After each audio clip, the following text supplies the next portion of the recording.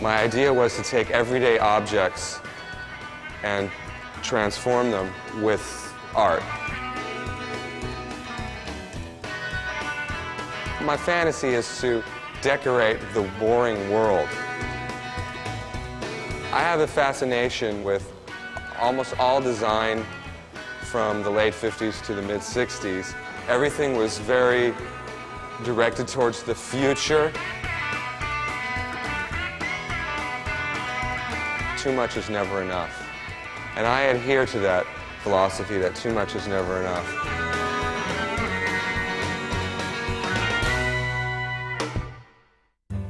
The Cadillac project came about when I was at an auction with Gary and waiting in the queue outside of the auction building was a 1960 Cadillac with 5,285 original miles on it. And I went to inspect. As soon as I saw it, I started to do an inspection of the car, have a look up, down, all around, the usual things one does. Oh, no. He does things that are not usual. I actually saw him licking or tasting parts of the car to see if they were original, but go on. Gary says I crawl in the carburetor and come out the exhaust when I examine an automobile, and he's probably not that far from the truth. I did bid on the car and did purchase the car, and I really never got around to doing anything with the Cadillac other than letting it sit there and looking at it. And as a result of a restoration or renovation of my home, I was in need of some new artwork. And darned if Gary just didn't have a fine collection of contemporary art sitting in crates in one of our warehouses. So we suggested that maybe we should trade a car for some artwork, and that worked out pretty good. And then one of the pieces in the artwork was a piece by Kenny Scharf called Ooze. After Steve wanted the Scharf painting, to say no at that point would have just been rude, I thought. So I felt there was a hole in my collection that I still needed to replace it now with another Scharf painting.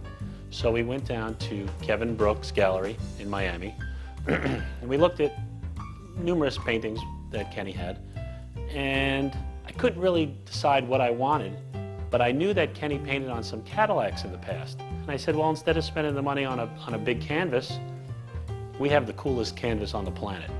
Let's see if we can get him to paint on that.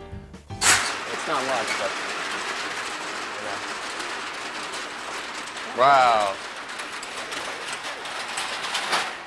Cool. The trepidation with which he approached the car initially was really kind of touching, because initially he felt he was not doing the car justice. It's beautiful. When I first took a look at this beautiful Cadillac, my first impression was, why do they want me to touch this thing? I mean, it's just the most perfect object, in my opinion. It's the epitome of style. It's epitome of American culture at its height of fantasy in design.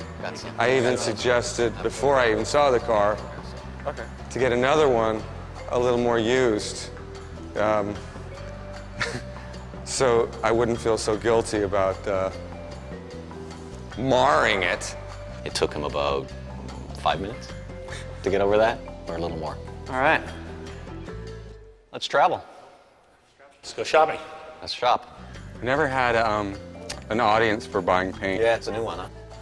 It's kind of floored me, like, what can I do, you know, to this object that's, you know, why am I even touching it? It doesn't seem necessary. But of course I got over my initial fear, and once I started, that's basically no stopping me. Classy. I think we're good. Got what I need.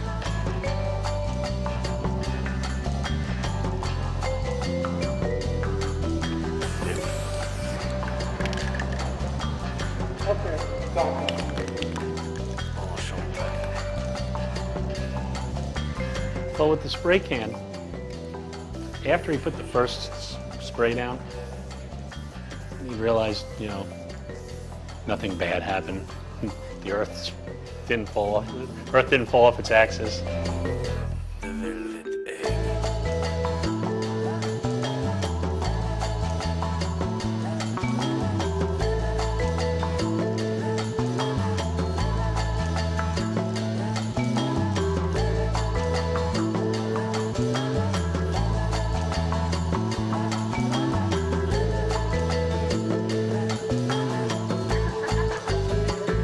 think that's a good day.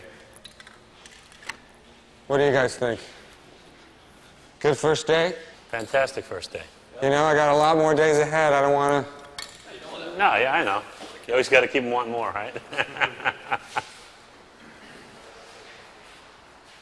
The car bug bit relatively early as a youngster. This is a 64. It's got 9,000 original miles on it. Oh, it's so good. Stick your head and take a smell.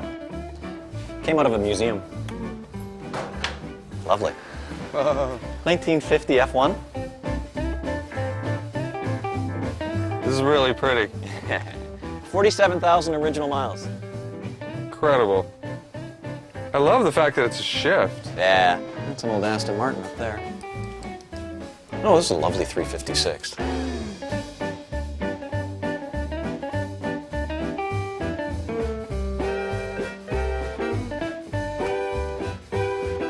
I remember one time we sat around and we said, well, how many cars do you have? Well, I don't know. How many cars do you have? Wouldn't it be cool to see all of our cars in one place?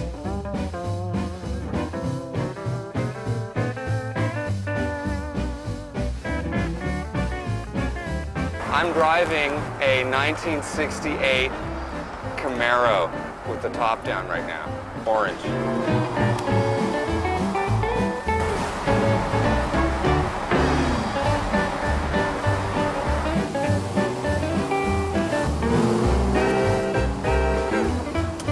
Nice car. Very cool. How'd she ride? Beautiful. I have a fascination with fins. I have fascination with almost all design from the late 50s to the mid 60s.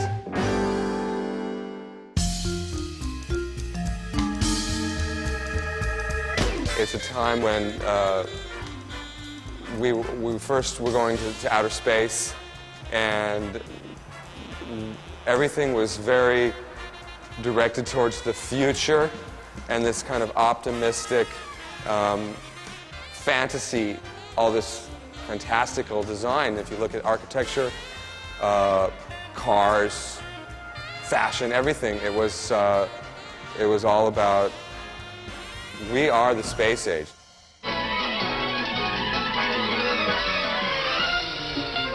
It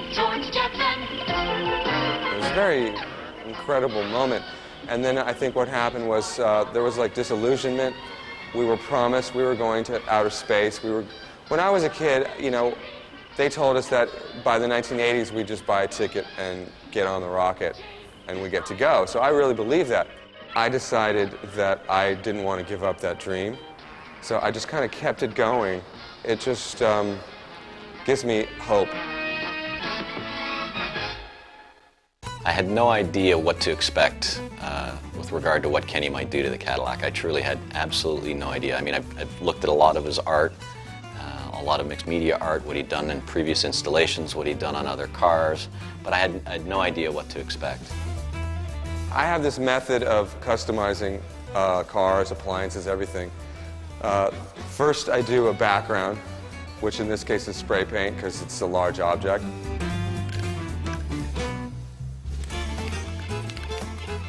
In 2 hours, he transformed the Cadillac into a rolling space station.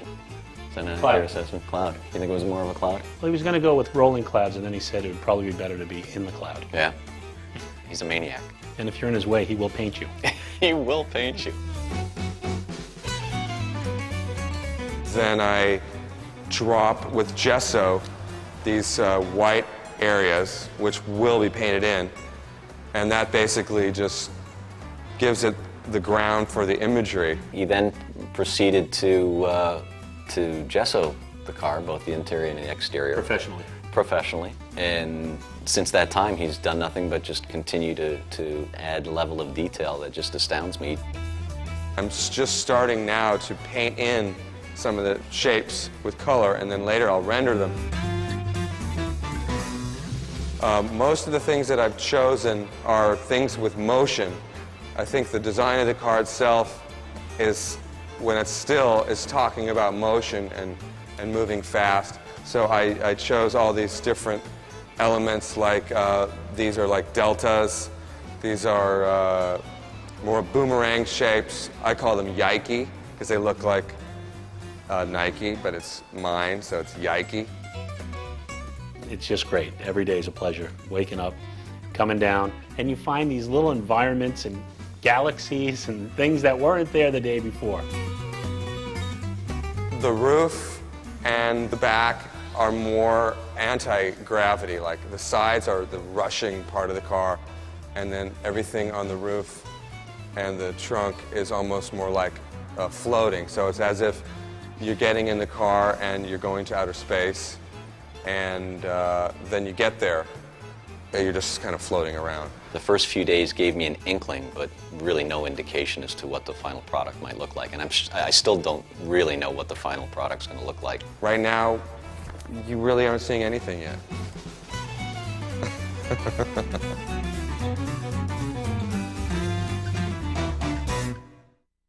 Good morning.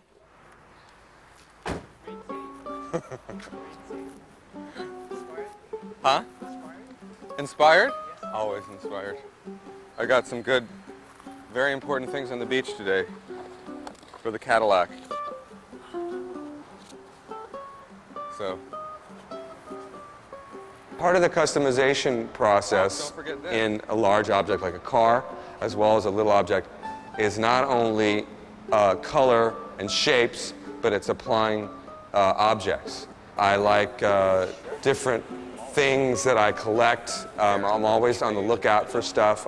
I look everywhere and I see stuff thrown away in the garbage. I might see something in a thrift store. Cars, jets, planes, monsters, dinosaurs, jewels.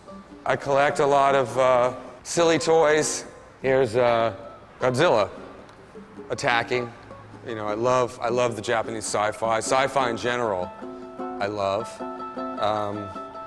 You know, we've got E.T., you know, Wilma bobblehead. This is an alarm clock from Morocco. There it goes.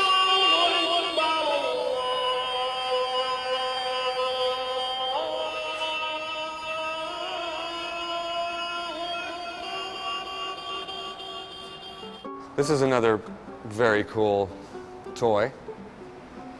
Part of that whole culture, you know, that I love, which is forward motion, a bright and optimistic future. We foraged for art supplies, including a lovely trip to a dollar store to obtain some objet, as Kenny would say, to affix to both the exterior and the interior of the car. And Kenny had decided that it would be appropriate not only to mount the aforementioned diamond-studded tiara to the roof of the car, but also to affix a green dinosaur to the hood and 2 Easter Island tikis to each of the fenders. And when I asked him how we might actually attach these to the car, he said it's very simple. You drill a hole in it and you put a screw through it. And that kind of stopped me pretty hard in my tracks. Allow me to try and visualize. I would say we put the screws in and then just start stacking everything. Okay. Put the screw in. Yeah. Put one tiki in, put the glue in. Then we do the second, and then the third. Okay. But it got a little worse when he said, drill the holes. And that was cause for pause for me. It's okay, right? I've done it before. I know.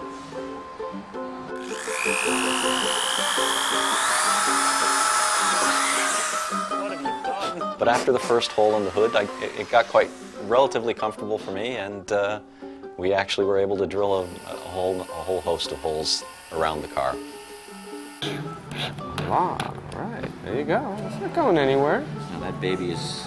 Not going anywhere. No wind's going to move that. No glue necessary. One of the things that probably surprises me the most is that he is so generous with his art. He'll allow us to sit there and have a conversation with him while he's working.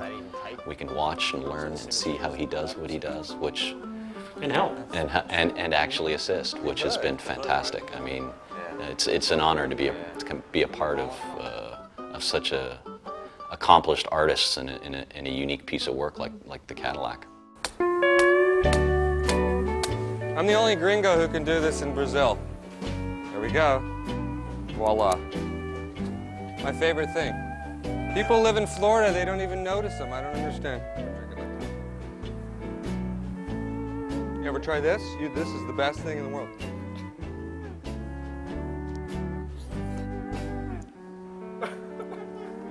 Yeah, that's the love. It's the best thing in the world. It is. It was very difficult to do anything to this interior because it was so perfect. Rarely, when do you get to see a 1960 Cadillac, you know, so perfectly new inside? I felt almost like wrong, like what I'm doing is wrong, like my mom was gonna come running out yelling at me any moment because I was painting the interior of the car, let alone the exterior, the upholstery. Basically what I'm doing here as far as design is I'm trying not to detract from what's there. The lines are there already, and the design is already there, so I'm just trying to accentuate what's there. And sometimes I like to bring attention to places that you wouldn't even notice. Like, does anyone look at, you know, this part of the door? It's kind of a non-spot as far as design goes, but when you're actually getting in and out of the car, you know, you see all this stuff. So I'm trying to honor what's there. At the same time, you know, I'm giving it the treatment.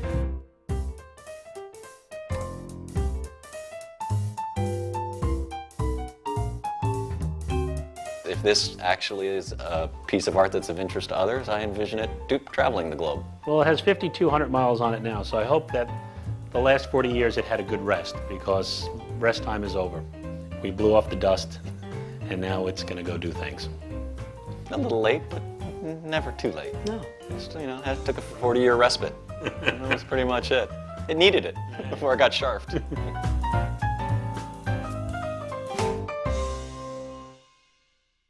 Did you say road trip? We're going to go for a drive. Oh wait, we have Mark for me, Steve. What's that? a tiny bit of gas. That should be enough, how's that?